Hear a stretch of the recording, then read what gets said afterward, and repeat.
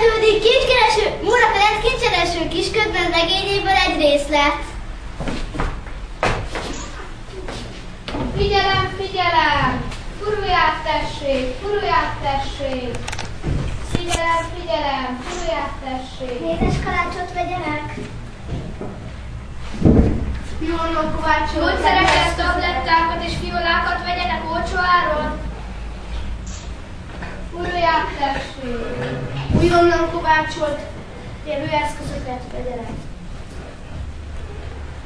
Folytás, te nem jössz a piacra. Ja, gyere! Jó reggelt! Jó reggelt, Marlinka! Szia, kisfiam! Mi áradban van kert, hogy kint van a piacon? Hát én itt csak nézelődök, mit tudnék venni menjünk a az iskolába, házba. Hát, ja, én árulok.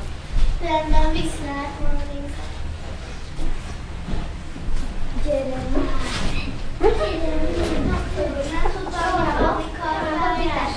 De tudok. Köszönöm. Este is elmegyek mézes kalácsot. Igen. Köszönöm. Nézzétek, ott van a piacára!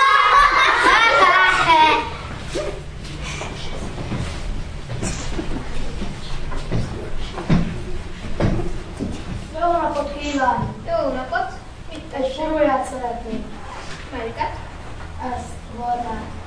50 pengő. Hú, de drágák ezek, majd még meggondolom.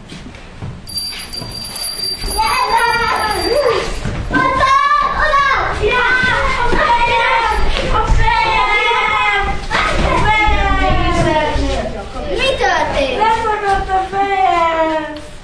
Ki tépte le? Marsus! Hol nincsek a fejedet? Megvan! Látod, megvan az. De a kalapomat akkor is elvesztettem. Ki vitte? Marsus!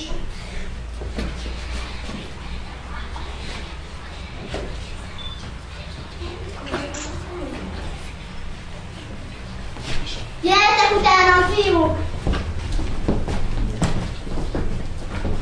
Mennyibe kerül a tojás? Diákoknak ingyen adom. Ó, köszönöm. Sajnálom, ebben nincs benne az, amit keresünk. Mennyibe kerül a tojás? Diákoknak ingyen adom. Ó, köszönöm. Sajnálom, ebben sincs benne az, amit mi keresünk.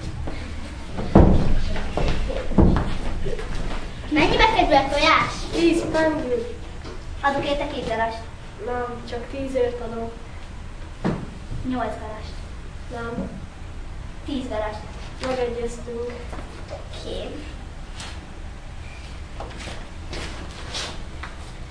Ódassatok, fiúk! Itt van benne az, amit mi kerestünk. Ezt nézzétek! Nézzétek! Van belőle 100 darab? Amennyi, nem eladunk. Adok érte 14 garast. Nem, 16 garast.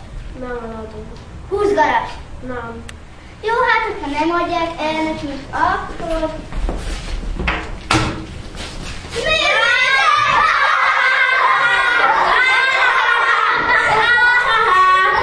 Ez a művelős kismegyek. Akarom! Nem van! Megvárjátok!